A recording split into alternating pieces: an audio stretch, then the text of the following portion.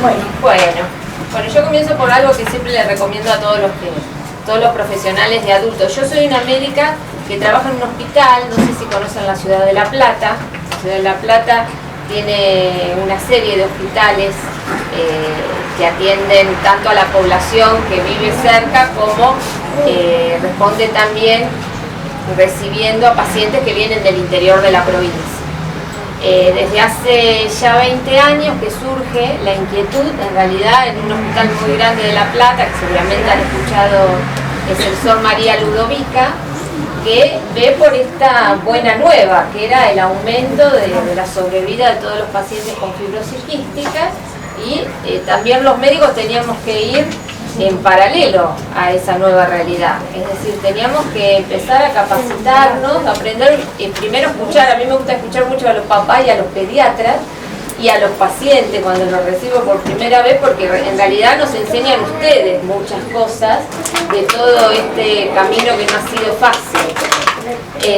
Así que nos encontramos con esta realidad. Hace 20 años surgió la inquietud de un grupo de pediatras de neumonología de crear un centro que atendiera a los pacientes adultos, porque primero surgen otras necesidades también de parte de los pacientes.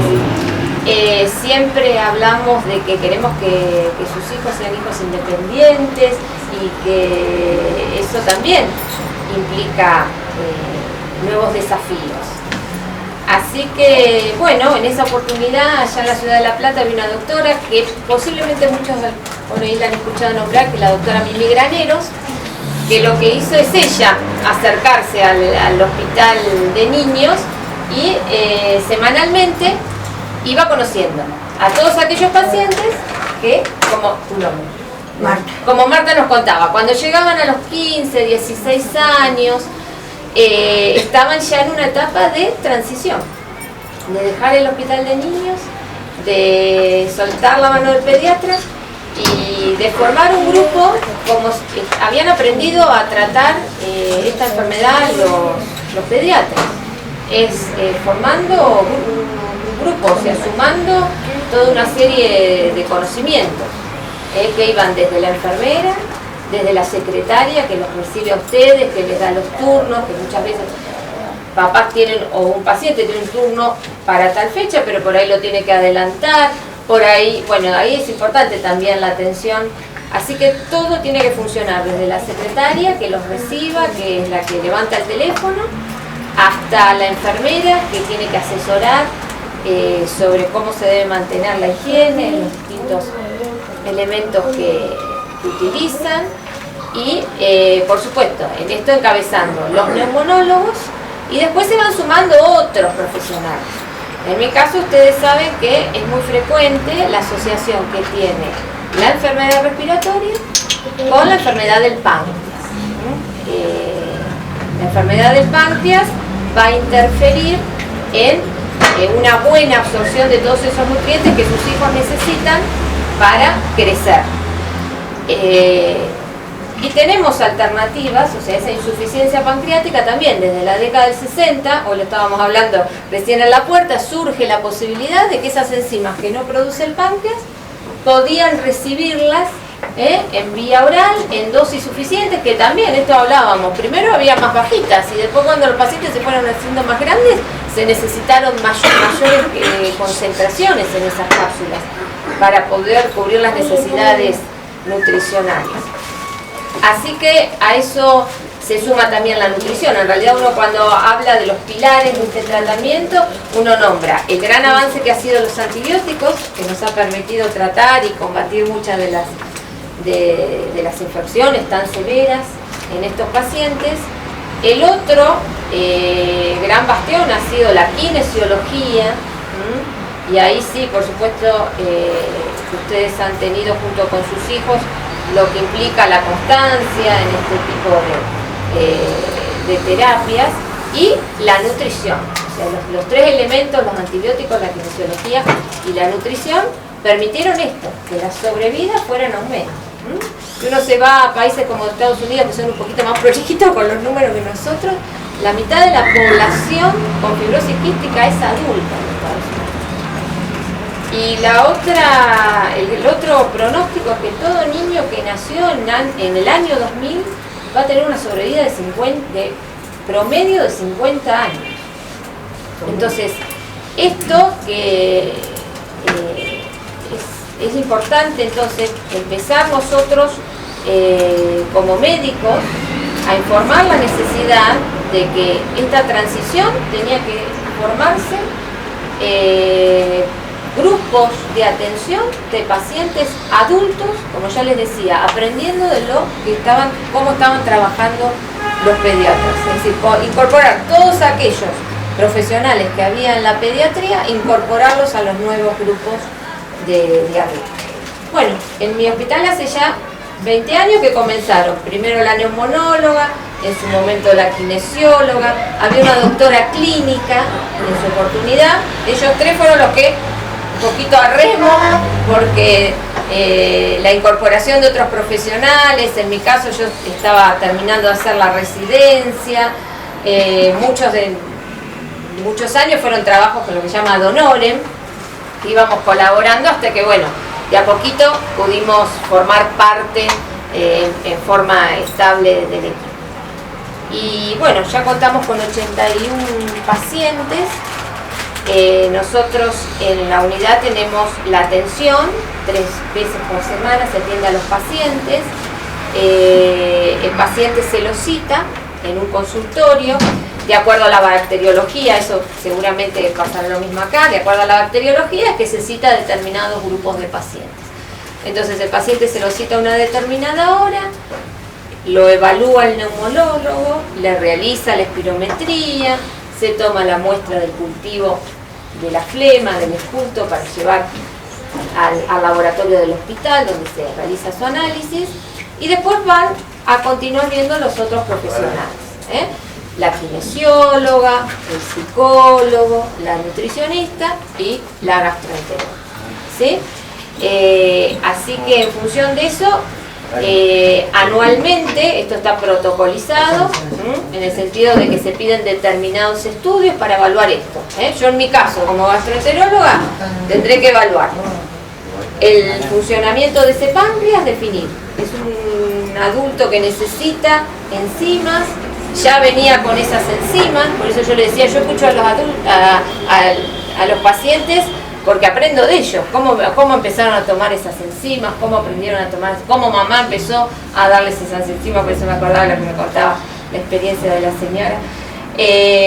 Y vamos tratando de, en el caso de gastroenterología, acompañar ese aporte de alimentos que recibe diariamente, tratándolo de equilibrar con la cantidad de enzimas necesarias que necesita para una buena absorción, ¿sí? Parte de la evaluación digestiva también corresponde el hígado, una situación que por ahí nos encontramos en adolescentes, que es una situación que pasa en todos los adolescentes, es los cuidados con respecto al alcohol. Esa es una situación que también tenemos que alertar a estos pacientes. Y después hacemos, junto con la nutricionista, una evaluación de cómo es esa dieta y qué tipo de nutrientes está recibiendo en esa dieta, cuáles de esos son los adecuados, en cuáles son los suficientes, adecuarlos a la actividad, porque nosotros propiciamos desde la unidad que los chiquitos hagan actividad, los pacientes hagan actividad física, no dejen de hacer actividad física. Bueno, entonces adecuaremos la actividad, individualizaremos cada paciente de acuerdo a el tipo de actividad física, qué tipo de nutrientes va a recibir, ¿sí?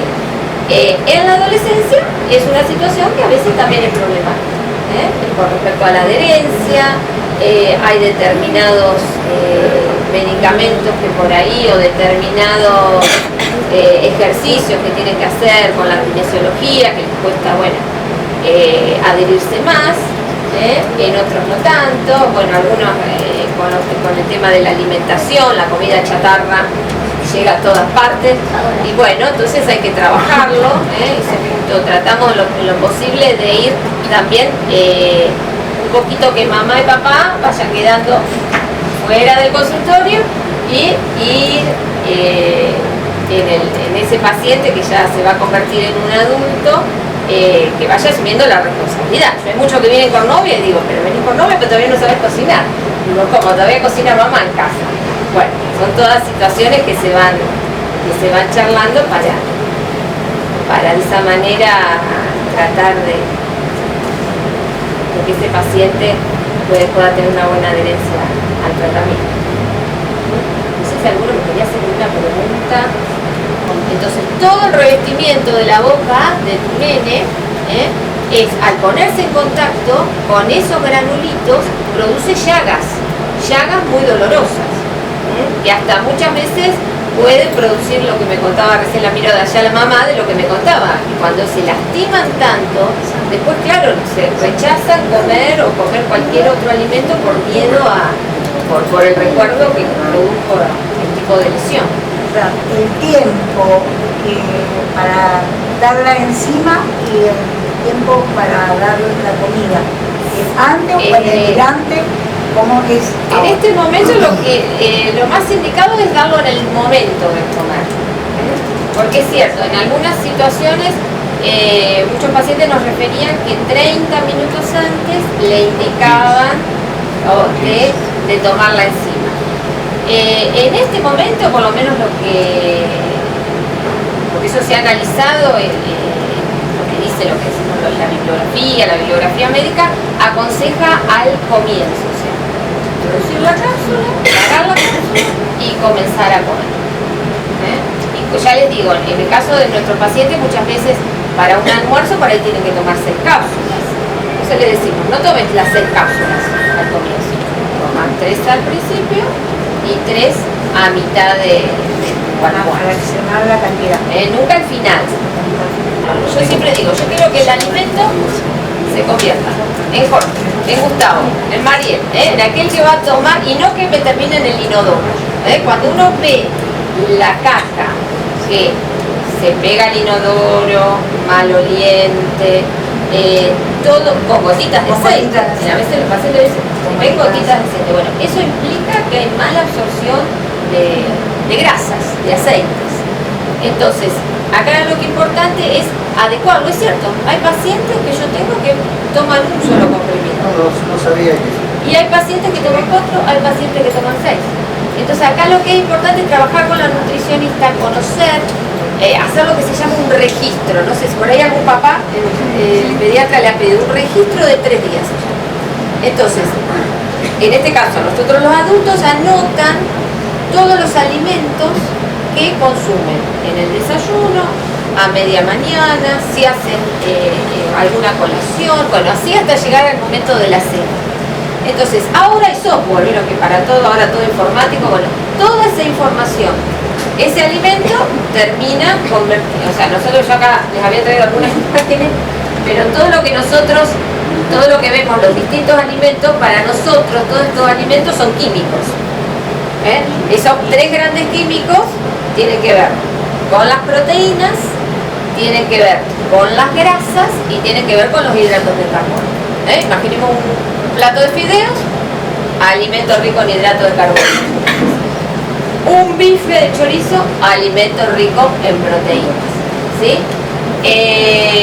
Cuando hablamos, por ejemplo, de un flan con crema, ahí vemos además la presencia de las grasas, de los líquidos. De los 3 tipos de químicos que yo les nombré, los hidratos de carbono, las proteínas y los lípidos, el más limitante, el más conflictivo de que pase del intestino y se absorba, siempre son las grasas. Por eso es que, y por otro lado, ¿cuáles son las directivas que le damos desde la parte nutricional? Que tienen que comer alimentos ricos en grasa. Uno compara la dieta de un paciente con fibrosis quística, se va a encontrar que el porcentaje recomendado de grasas muchas veces llega al 40%. O sea, a lo habitual que decimos, una dieta estándar tiene que tener un 50% de hidratos, un 30% de grasas y un 20% de proteínas. En el paciente con fibrosis quístico con fibrosis quística estos porcentajes cambian. ¿Por qué? Porque queremos aumentar el porcentaje de grasa porque eso es lo que más energía le aporta. En el caso de los chiquitos, para su crecimiento, que es fundamental, y su desarrollo. Y para en el adulto, nosotros ¿cómo lo evaluamos? Con las curvas de peso. Por eso es que siempre que dentro de lo que yo les decía, cómo evaluamos al paciente, entre las cosas que hacemos es, por supuesto, en cada consulta el peso. Queremos ver cómo está ese peso. Hacemos algunos numeritos con ese peso, esa talla, y habrán escuchado el IMC, el índice de masa corporal, que ya en los chiquitos de 2 años se utiliza. Bueno, hay algunos números, siempre decimos, cuanto más alto sea el índice de masa corporal, eso se relaciona con una mejor función respiratoria. Por eso es que ponemos tanto el foco en el tema de la nutrición. Y pasa eso, tomamos ese registro y ese registro nos dice, está comiendo tanta cantidad de grasas, 50 gramos, 60 gramos, 100 gramos, porque depende de la edad y depende de la talla de esa persona. Entonces, de acuerdo a eso, el gastroenterólogo tiene que adecuar la cantidad de grasas. ¿Sí? Porque eso está también en las distintas guías que manejamos en el consultorio, se estipula. Para determinada cantidad de grasas se necesitan tantas unidades para que esa persona pueda asimilar bien esas grasas. Así que esa es una situación que se puede. Por eso acá lo que es importante, cada persona es diferente. O sea, que una persona tome poco o que tome mucho, hay que contemplar toda la clínica, todo el cuadro clínico de ese paciente. Sí, en porcentaje. ¿Cuánto en proteínas y cuántos carbohidratos? En carbohidratos se está planteando entre 45 y 50% y un 15 a un 20% de proteínas. Y si el chico, digamos, tiene problemas de diabetes. De diabetes. Sí. Con respecto al tema de la diabetes en los pacientes con fibrosis quística, la recomendación es no restringir hidratos. Lo que por ahí se llega a recomendar no consumir tanta azúcar. Porque por ahí lo que es la sacarosa, el azúcar de mesa, que está en la gaseosa, que está en las galletitas dulces, muchas veces no aporta calorías, pero no aporta nutrientes, el azúcar blanca. Entonces, buscamos otros hidratos de carbono, como pueden estar en el pan, como pueden estar en las pastas, que por el aporte energético de este tipo de nutrientes es muy beneficioso incorporar. Pero sí es distinto bueno, también ha cambiado el concepto en diabetes. Antes una persona tenía diabetes y se restringía muchísimo los hidratos de carbono. ¿Qué nos dijo la realidad? Que eso era contraproducente.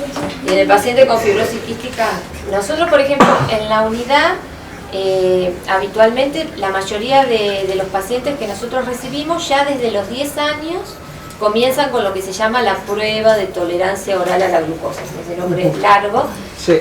Donde todos los años reciben una cantidad de azúcar y después se le hace al paciente, a ese niño, extracciones de sangre. Y de esa manera valoramos dentro de qué categoría se encuentra. Sí. A partir de los 10 años. A partir de los 10 años. Así que nosotros ya los que recibimos en la unidad, como nosotros trabajamos con pacientes de más de 16 años, si ya lo traen, porque posiblemente pasen de la unidad y de la unidad ya lo traen hecho. Nosotros recibimos pacientes, por ejemplo, Hospital Garrahan, Sol Ludovica, entonces ya nos informan. Ellos nos traen una carpeta, que por eso también es importante también la comunicación entre pediatras y adultos, que tenemos que estar juntos. Yo siempre insisto, estar juntos en el equipo y también el ida y vuelta que se tiene que dar también entre los pediatras y los médicos de adultos. Porque es importante toda la información, o sea, cuando pasan a la unidad, que nos informen. Cuándo se hizo el diagnóstico, los test del sudor, los informes genéticos, las ecografías, los laboratorios. Todo eso es muy importante como antecedente en el paciente que nosotros vamos a recibir. Y sí, la prueba de tolerancia a la glucosa es una que se realiza en el hospital. Tratamos también, junto con el laboratorio, trabajar para poder citarlo en un momento en que no haya tantos pacientes, porque como el mío es un hospital público, hay mucha demanda en el laboratorio. Entonces, para evitar eso, que el paciente vaya muy temprano, buscamos trabajar con una bioquímica. Entonces ella dice, bueno, yo me voy a encargar de estos pacientes, se van a citar tal día, van a tomar el azúcar que tienen que tomar y les vamos a hacer las extracciones. En eso tratamos en lo posible. Lo mismo pasa con el equipo de ecografía. Evitar esto de las largas, del pedido de los turnos, de las largas esperas, eso es lo que no queremos. No queremos que los pacientes estén dando vuelta. El paciente va a la unidad y el médico que se encarga de pedirle un estudio, si necesita un estudio tomográfico, un estudio ecográfico, tratamos nosotros, vamos, hablamos con el ecografista, solicitamos el turno y buscamos la manera de que todo fluya, que todo sea fácil. Más allá que puede ocurrir como en todo hospital un día de paro, bueno, pero ya le digo, por eso es importante también la secretaria, estar informada de todo esto, de llamar a los pacientes, informarles tal día. Nosotros recibimos, me pasó la semana anterior, habíamos citado una paciente que teníamos que realizarle porque no está ganando de peso, porque eso está afectando su calidad respiratoria, tuvimos que alimentarla a través de una sonda. Lo que se llama una gastrostomía, se hace una incisión en la panza y bueno, para eso necesitábamos disponer de un quirófano, de una anestesia, bueno, hasta todo eso íbamos muy bien, habíamos conseguido el quirófano, la anestesia, pero el día lunes cuando se llegó a internar nos encontramos que no había cama en todo el hospital, o sea, fuimos por el 5º piso, por el 4º, 3, 2, cardiología, digo, puede ser que me presten una cama en cardiología, no había caso. Bueno, ahí entró el asistente social, la trabajadora social. La señora tenía una obra social, entonces tratamos de conseguirle un hotel hasta que al día siguiente volverla a citar, porque la señora de Tres Arroyos es más o menos 800, casi 800 kilómetros de donde está mi hospital. Así que pasó la noche en el hotel, martes siguiente, conseguida la cama, vino a internarse, jueves hizo el procedimiento y ya está con su nutrición, ganando peso progresivamente. Así que bueno, por eso yo le digo, todos tienen una función importante, nadie menos que nadie. La trabajadora social, todos cumplen un rol importante. Para las enzimas, sí. La cantidad que ellos deben tomar, ¿lo hace la gastroenteróloga o también lo pueden hacer los neumonólogos?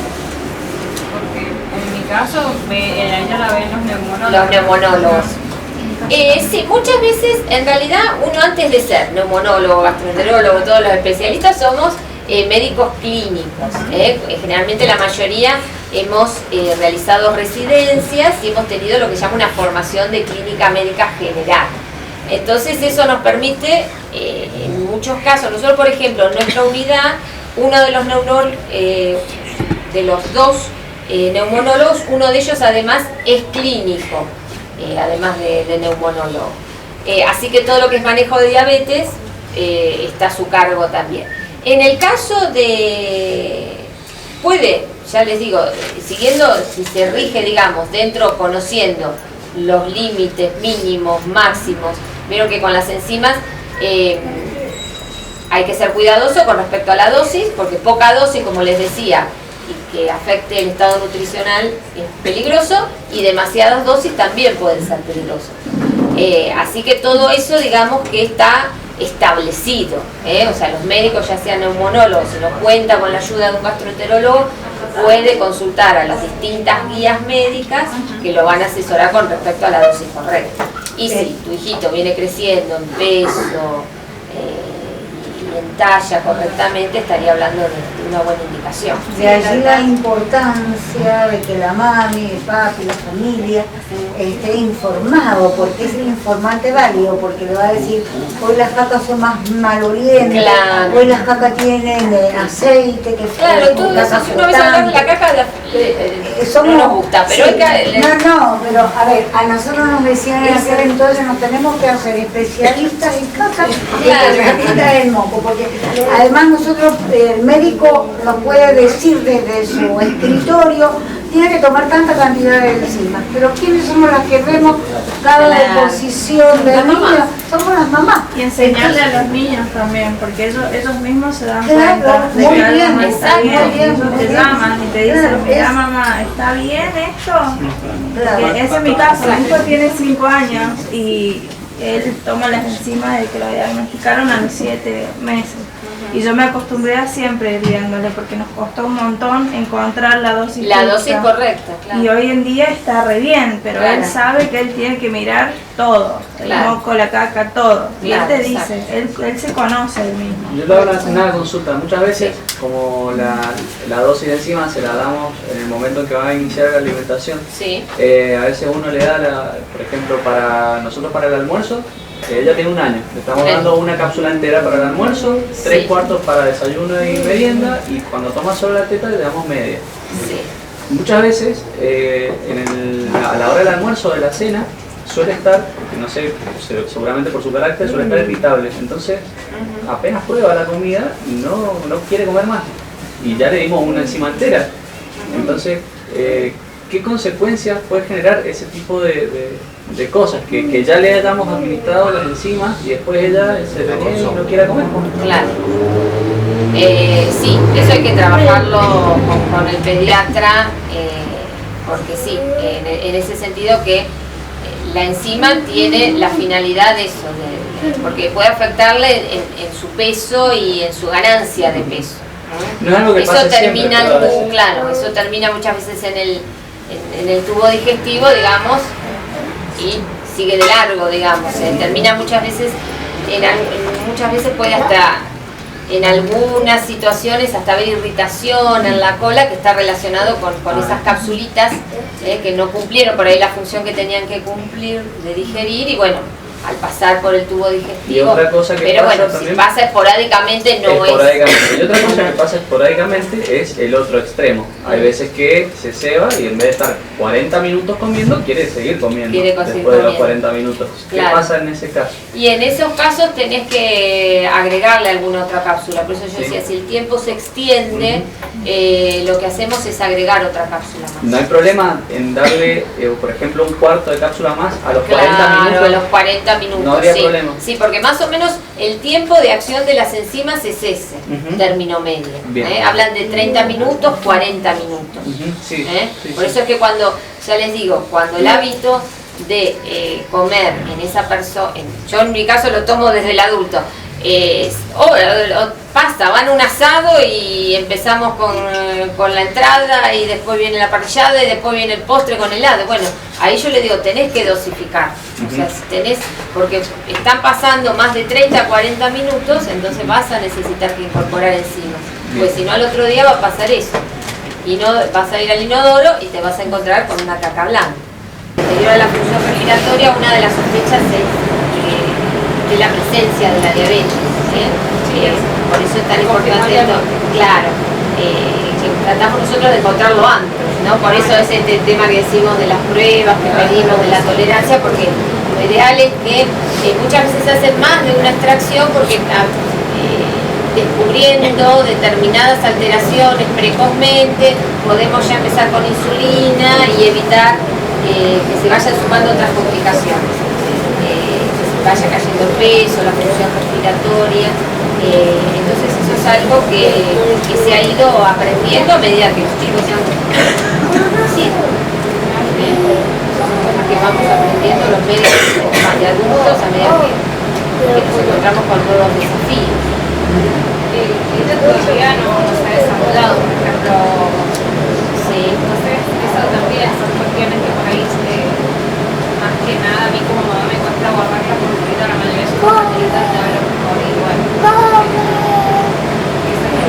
Es mi hija mayor y es mi primera experiencia, entonces como vamos. Y sí, porque en realidad la síntesis de determinadas hormonas determinan se necesita determinado peso para poder producirlas. Entonces, y grasa. Esto es lo que decíamos cuando hablábamos hoy de que esto es un alimento muy rico en grasa. Muchas de las hormonas sexuales necesitan una estructura grasa. Entonces, cuando esos depósitos de grasa están bajos, no se forman, no se sintetizan esas hormonas y eso lleva muchas veces a una pubertad más tardía y un desarrollo más tardío. Por eso es importante este tema de haber tomado la decisión de no retrasar, ser más intenso con la nutrición. O sea, muchas veces eso pasa, que comenzamos con una adecuación de la dieta, con los suplementos. Bueno, el paso siguiente no hay que retrasarlo, el tema de la... Cuando está bien indicada, digamos, porque colabora mucho en esto, en la ganancia de peso, ayuda mucho en el tema de la inapetencia, porque realmente nosotros muchas veces le decimos, le damos determinadas indicaciones a los papás, pero dicen, no tiene apetito. Sí, me pasa eso. Sí. Un suplemento y medio, más todo el hartazgo que muchas veces los suplementos llegan a producir cuando se toman durante tanto periodo de tiempo. Entonces tenemos esta otra herramienta que no hay que retrasar en indicarla. Eso también lo aprendimos nosotros en los adultos. A veces los adultos todavía es complicado cuando debemos llegar a esa decisión, pero hemos aprendido que cuando está la indicación no hay que perder tiempo y hay que hacer la intervención y colocar esa zona. Por suerte ella lo aceptó inmediatamente cuando se lo plantearon, porque veníamos viendo cómo venía a ser. Claro, porque nos ha ayudado un montón y ella al verse mucho más recuperada está como más entusiasmada, incluso, bueno, se ha adaptado bastante bien. Pero sí me pregunto, o sea, no sé cómo es que usted me dice, la parte de la próstata está asociada a eso. Está asociado a eso. O sea, la falta, ahora hay algunas balanzas que nos dicen, o sea, del peso, cuánto de grasa, cuánto de músculo, muchas veces es así. Eso también, a medida que el niño crece, la probabilidad de que aparezca la diabetes va a ir creciendo. Nosotros en nuestra unidad, de los 80 pacientes que tenemos, 30 pacientes son diabéticos, pero usan, en general la dosis de insulina también que usan es muy baja en relación a lo que es un diabético convencional. Ahora están las nuevas insulinas, porque en estos casos no se pueden usar otro tipo de medicamentos. O sea, en otros tipos de diabetes hay medicamentos que se pueden dar por vía oral, los hipoglucemiantes orales. En lo que es hasta el momento, en fibrosis quística, lo que sirve es la insulina. ¿Cómo pasa? El páncreas no forma enzimas, se sintetizaron enzimas a partir del cerdo, muy parecidas, con mucha similitud a las humanas. En el caso de la diabetes, lo mismo. Esa insulina que no produce, la parte endocrina, decimos la parte hormonal, se sintetiza muy parecida a la humana para recibirla diariamente. Y ahora están lo que se llaman las insulinas de acción prolongada, en donde una pequeña, o sea, una sola aplicación de no demasiadas unidades, por eso les digo, no son diabéticos diferentes, no necesitan dosis muy altas para controlar. Pero, perdón doctora, una pregunta, los niños, ¿se los encuadra en la diabetes tipo 1 ahí? En este momento ya le digo, la nueva clasificación, cuando se refiere a fibrosis quística, la define así: diabetes relacionada con fibrosis quística. No directamente no van a la no la considera como una diabetes tipo 1. No es como antes decíamos diabetes tipo 1, tipo 2, sino que diabetes relacionada con fibrosis quística. La diabetóloga que la tiene a mí, que es diabetóloga pediatra, cuando me hace las órdenes me pone diabetes secundaria a fibrosis quística. Y me hizo una nota para que yo llevara a la obra social, aclarando que no era ni la 1 ni la 2. Ni la 2, claro. Es distinta, es otra cosa. Es diferente. Doctor, esta insulina de acción prolongada es la que se llama basal. Sí, en realidad lo que buscan es una secreción muy parecida a la secreción basal. Y a veces en algunas situaciones se puede acompañar por insulinas de acción rápida. En los momentos, ahí se hace lo que se llama el conteo así de los hidratos de carbono. Todavía no lo hace. Eso, en algunas situaciones se hace, cuando se necesita sumar estas nuevas insulinas, se calcula la cantidad de hidratos de carbono. Así como las enzimas, lo que yo le decía, para las enzimas uno tiene que hacer una equivalencia entre la cantidad de grasa y la cantidad de enzimas. En el caso de las dosis de insulina que necesita, tiene que ver con los hidratos de carbono. También hay alimentos que no necesitan enzimas, porque eso a veces nos pasa en el consultorio, que vienen recibiendo enzimas y por ahí lo que están una colación que sea una fruta no necesita de enzima. Siempre la enzima tiene que estar presente fundamentalmente cuando hay crema, cuando hay queso, cuando hay leche, cuando hay aceites, cuando hay frutos secos. O sea, ahí sí, los frutos secos son muy ricos, un alimento que tiene muchos los famosos omega 3, que son muy saludables. Por eso yo le preguntaba hoy, acá tiene que haber aceite de oliva y bueno, otro de los aceites ricos en omega 3, porque nosotros también, en los adultos, a diferencia de por ahí lo que les dice el pediatra, cuando son más chiquitos el pediatra dice, lo que le gusta el puré, agregarle manteca, crema, en ese sentido se da como más libertad. Cuando llegan a la edad adulta, por ahí hacemos una selección de grasa. Por ahí no queremos tantas grasas de origen animal, como la manteca, como la crema, y nos vamos al grupo de los aceites vegetales. Nos vamos al aceite de oliva, aceite de girasol alto oleico, nos vamos al grupo de las nueces, pistacho, castaña de cajú, porque esos alimentos son muy ricos, lo que decimos ahora, grasas saludables. Por lo mismo, están creciendo y queremos cuidar, como toda persona que llega a más de los 40 años, el exceso de determinadas grasas en sangre puede ser perjudicial para la parte arterial. Entonces, bueno, hacemos también esa conversión de ir seleccionando ya a partir de los 25, porque también se da la situación en la unidad que hemos tenido 2 casos con sobrepeso. O sea, también se da, y el año pasado cuando fue el congreso acá de Rosario, presentaron un grupo de pacientes con sobrepeso. Sí, acá hay una familia que tiene 3 chicos y sobrepeso. Claro, y fibrosis quística, que en realidad los dos extremos son malos, que tenga bajo peso o que sea obeso. Para la función respiratoria los dos extremos no son beneficiosos. En general se habla de que tiene que haber un intermedio. Cuando yo les decía, lo pesamos, le tomamos la talla, sacamos el índice de masa corporal. ¿Y eso cómo se lo van haciendo? ¿Con frecuencia? En cada entrevista, o sea, en cada visita, así como se le hace el espiro, nuevo bacteriológico, se hace peso, talla, cálculo del índice de masa corporal y se miden los pliegues. Porque también con los plieguecitos que se toman, apenas se hacen unos pellizconcitos con un aparatito que es como una pincita, que se llama plicómetro. Eso también nos permite hacer los cálculos de la grasa, del contenido de grasa corporal, y el diámetro también de del antebrazo también nos informa, del brazo nos informa sobre las reservas de proteínas.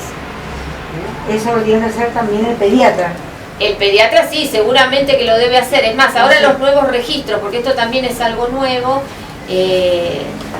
seguramente les han hecho firmar consentimientos, les han informado sobre que se están abriendo registros, que eso también es muy importante, que sepamos cuántos pacientes tienen diagnóstico de fibrosis quística, conozcamos esto, cuántos son niños, cuántos son adultos, cuántos son diabéticos, cuántos precisan de una nutrición artificial. Toda esta información es muy importante. Eso ya hace unos años, 4 o 5 años, comenzaron a nivel provincial, y después se dieron cuenta que además de a nivel provincial necesitamos un registro nacional. Entonces, el neumonólogo, cuando termina la entrevista, seguramente les ha pedido firmar para permitir que los datos de su hijo ingresen a ese registro. O sea, eso no es... ustedes tienen que estar en conocimiento que los datos clínicos de su hijo entran en ese registro. Todo, o sea, qué cantidad de enzimas toma, qué antibióticos, cuántas exacerbaciones pulmonares, bueno, todo eso va en un registro muy extenso, que recién ahora, como está llevando un tiempo, también nos permite además conocernos entre todos los profesionales que estamos tratando fibrosis quística, que eso también es importante, que nos conozcamos en las distintas provincias. Puede ser que a veces un paciente recorra tantos kilómetros, cuando lo ideal sería que cada vez más cerca, 200, 300, 400 kilómetros, haya centros. Nosotros seguimos recibiendo gente de Entre Ríos.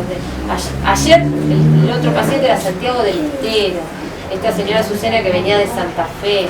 Nosotros queremos promover que esta situación no ocurra, que tiene que haber centros y especialistas.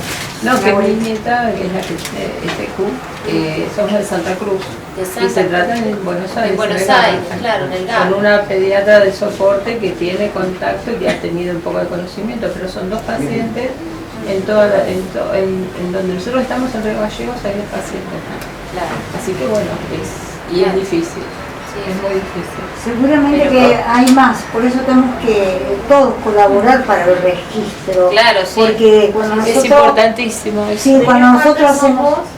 ¿De qué parte sos? Santa Cruz de Gallegos. Ah, porque ahí tenemos en Comodoro Rivadavia, hay una mamá con la que podés tampoco más cerca. Sí, no, mi hija está conectada, o sea, yo soy la abuela de Olivia. Pero mi hija sí está conectada, bueno, con FIPAN de Buenos Aires, con otras mamás, pero se hace muy difícil porque hasta para la misma doctora es difícil porque tiene estas 2 pacientes con las cuales está aprendiendo. En el caso de cuando mi hijo toma antibióticos, el doctor le da enterogermina para proteger la flora intestinal. ¿Vendría siendo parecido la enterogermina al probiótico? Sí, son de la familia de probióticos. O sea, los probióticos, la situación es esta. Cada uno de nosotros, en nuestro intestino grueso, casi un peso nuestro, está constituido por bacterias que viven habitualmente en nuestros intestinos. Cuando recibimos antibióticos no distinguen las bacterias, cuáles son las buenas y cuáles son las malas. Entonces terminan, además de destruir aquellas que están produciendo la infección, el cuadro de neumonía, y terminan destruyendo también las bacterias que están a nivel intestinal. Entonces es frecuente esto, de asociar el tratamiento antibiótico con los episodios de diarrea. Nosotros en el centro lo que estamos haciendo, sabemos que hay pacientes que cuando comienzan los tratamientos de exacerbación es muy frecuente que tengan diarreas y otros no tienen ninguna sintomatología digestiva. En el que es frecuente estos cuadros estamos utilizando lo que se llama los probióticos, que en realidad es un hongo, Saccharomyces burdelaire, que se lo conoce como floratil, no sé si es más fácil el nombre que el nombre del bichito. Entonces lo que hacemos, mientras están recibiendo el tratamiento antibiótico, le damos junto con los desayunos una capsulita. Que vendría siendo como la enterogermina. Claro, porque esos gérmenes, esas bacterias, esos hongos también están en el queso, también están en el yogur, es decir, todos los alimentos que son fermentados. Con la leche la fermentamos, hacemos yogur, hacemos queso. Entonces se llaman probióticos. De hecho había probióticos comerciales, ¿se acuerdan que había distintas marcas que ofrecían los probióticos comerciales? Pero ya les digo, a nosotros en algunos tratamientos los asociamos y nos están dando buenos resultados. Hay otra cosa, el tema del agua. ¿Es verdad que tienen que tomar agua mineral, que no pueden tomar agua del surtidor, de la canilla, de la casa? Lo que pasa es que cuando hablamos de agua mineral, ¿qué pasa con la fibrosis quística? Una de las situaciones que ocurre es que transpiran mucho. Sí. Y cuando transpiran mucho, pierden cloro y pierden sodio. Entonces, por eso es que también acá hay otra particularidad. La dieta que reciben los pacientes con fibrosis quística, nosotros sobre todo los chiquitos, que le decimos, incorporarle más sal. No que sea que lo pruebe y sea un sabor salado que no se pueda comer. Eso es algo, se le agrega sal. El agua mineral, además de lo que es el agua, tiene sales. Tiene sodio, tiene magnesio. Si nos fijáramos en el etiquetado, nos está informando de toda esta serie de minerales. Y si no, lo que hacemos es el agregarle, por ejemplo, una fruta, lo que sería una naranja exprimida, y agregarle agua, ahí también le estamos agregando potasio, le estamos agregando minerales. Mi hija, por indicación del médico, toma sales de rehidratación. Sales de rehidratación no oral, agua, o sea, claro, sales nada más, porque las 3 internaciones que he tenido han sido exactamente, porque es muy frecuente, los chiquitos se deshidratan y sufren cuadros de deshidratación severos. Por eso es que los pediatras ya saben que no tienen que llegar a ese extremo y son muy insistentes con respecto a la hidratación. Aparte y al agregado de sal. El desequilibrio del estado ácido-base, el estado nauseoso, desespalea, todo. Claro, viendo el cuadro de así que... Claro, sí. Igual no consume agua, no le gusta el agua. ¿El jugo o gaseosa? todo lo que me pueda. Claro, dentro de las dos alternativas, digamos, nosotros las gaseosas, como todos los médicos en general, muchos no las recomendamos por el alto contenido de azúcar. Es un hidrato de carbono, pero es un hidrato de carbono que le decimos nosotros calorías vacías.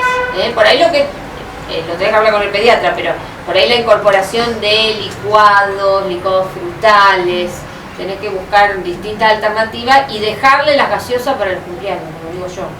Porque en realidad buscar en el día a día tratar de evitar las gaseosas. O cambiar por Gatorade. Jugo Clay, lo otro ahora. Claro, con las sales de y agregarle, claro, para una idea para que tome gusto más rico. Pero por ahí mi recomendación sería con respecto a eso de que evites el tema de las gaseosas por el alto contenido de azúcar que tiene. Doctora, cuando en una exacerbación en un tratamiento con antibióticos, sí, aunque se tomen 2 Floratil por día y 2 enterofremina por día, sí, no se frena la colitis. Sí. Que inclusive en algunas oportunidades y en los últimos días del tratamiento llega hasta sangrar el intestino. Claro. ¿Qué se hace? Porque el tratamiento no lo puedo sostener, pero no hay con qué frenarlo. O sea, yo me inyectan el primer antibiótico y bueno, ahí muchas veces se hacen estudios de la materia fecal para ver si hay algún otro germen que se haya asociado. Pero, o sea, yo estoy bien. Sí. La crema de bismuto no te ha dado, nunca has probado con crema de bismuto. No te hace nada tampoco. Pero es el primer antibiótico. Habría que ver si por ahí también no puede haber, cuando se acelera el tránsito intestinal, también por eso hay que, cada uno tiene su caso particular, porque además por un lado está este desequilibrio que yo te digo de los gérmenes, pero también hay que tener en cuenta que puede haber algunos trastornos en donde esté acelerado también el tránsito intestinal de esa persona y sumado al tratamiento antibiótico, esto se agrava más. No, por eso digo, o sea... Por ahí hay que probar con otra medicación que regule el tránsito. Pero estando normal, sin antibióticos, y ocurriendo esto a la segunda dosis, a la segunda aplicación de antibióticos, o sea, es obvio que son los antibióticos más. Claro. Cuando termino los antibióticos, me cuesta 20 días recuperar, porque no puedo recuperar la flora. Claro. Son 15 días que vivo a yogur, polenta, manzana. Lo que yo te decía para... Sí. Y no hay manera. Y si no dejara nunca de tomar yogur y manzana y todo lo hice en el último tratamiento, que ya como tratamiento de base. Claro, o sea, digamos, 15 días antes del tratamiento, empecé a comer reservas de... Claro, sí. Claro, y a la segunda aplicación igual, claro. lo mismo. Que lo que pasa es que es un tema, porque uno dice, bueno, no puedo suspender los antibióticos, pero si se me revienta el intestino, o sea, es lo mismo, no va a morir de una cosa o de la otra. Entonces por ahí no sé si hay algo más, pero personalizada, digamos, para ver qué. O sea, que más que el Floratil y la enterogermina y la parte nutricional específica. Sí, no, con una cápsula, nosotros generalmente indicamos una sola cápsula de Floratil y después... Pero los lácteos también hay que tener cuidado, porque también la lactosa, por ejemplo, que es el azúcar de la leche, cuando tenés esos episodios de diarrea, es un estimulante de los movimientos. Entonces también hay que buscar las versiones deslactosadas. El paciente ingresa en un programa que se llama Evaluación Pretrasplante. En el hospital Rossi se los envía a evaluar a 2 lugares, uno es el Hospital Italiano de Buenos Aires y el otro es la Fundación Favaloro. Entonces se lo cita también al paciente, también acá se trata de médico a médico, establecer la cita en que va a ser evaluado ese paciente y después tiene más de 1 o 2 entrevistas periódicas con el equipo de trasplante. Siempre los equipos de trasplante tienen una coordinadora, una neumonóloga que coordina todo el proceso. Que es la que lleva adelante también muchas veces la solicitud de otros estudios para determinar el grado de compromiso migratorio en este caso. Y en general se resuelve entre 3, primeros 3-4 meses, ya el turno, generalmente dentro de los 3 meses ya está conseguido en la asociación o en el hospital italiano. Y después el paciente, ya te digo, familiares concurre y en un determinado momento se lo cita para realización de toda una serie de estudios, espirométricos, digestivos, pero bueno, se trabaja con esos dos establecimientos. Se llama Alimentación Fibrosis Quística, blogspot.com.ar, que es el decálogo de la alimentación en la fibrosis quística. Para un poco cerrar lo que estuvimos hablando todo en esta tarde. Hacer 5 comidas al día. Esto es importante. No hay que saltear comidas, ¿sí? Añadir un poco de sal extra en las preparaciones de los platos, que también lo estuvimos charlando. Aumentar el contenido calórico de las comidas siempre que se pueda, añadiendo cremas, el uso de los empanados en el sentido de hacer milanesas, o sea, las carnes rebozadas, pollo, vaca, el agregado de queso, los frutos secos. Tomar enzimas pancreáticas en todas las comidas. Esto es importante, que los chiquitos se acostumbren a llevar las enzimas con ellos. Completar el calcio, que no hablamos mucho, pero bueno, es un elemento muy importante para la salud de los huesos. Dice, de 2 a 4 vasos de leche al día. El azúcar se puede incluir diariamente, pero cuidado con tomar mucha cantidad. Acá lo que decimos, cuando el que está escondido a veces en las galletitas dulces, en las gaseosas. Utilizar aceite de oliva para cocinar, para enriquecer las comidas. Adaptar las comidas a los gustos personales, sin olvidar ningún grupo de alimentos, todos los grupos son importantes.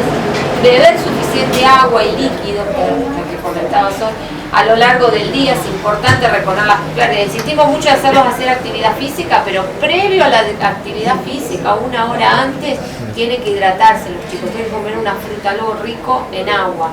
Y después de la actividad física tienen que rehidratarse.